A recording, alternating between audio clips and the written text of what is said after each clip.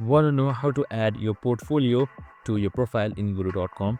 Well, no worries. In this video, I'm going to show you an easy step-by-step guide on how you can do it. It's super simple and under a minute, so let's get straight to it. Now, first things first, just simply open up your Guru.com website. So we have also created simple videos regarding Guru.com, which is on our channel, so make sure to watch it. So once you are under the website, you should be under the dashboard right here. And in order to add your portfolio, you should be on your profile. So just simply select edit profile, that should be on the bottom right here. And now once you have selected edit profile, you should be under this new interface that should direct you to edit account or edit profile. So I can just simply scroll all the way down until you see portfolio. So right here, in order to add it, just simply select this plus icon right here.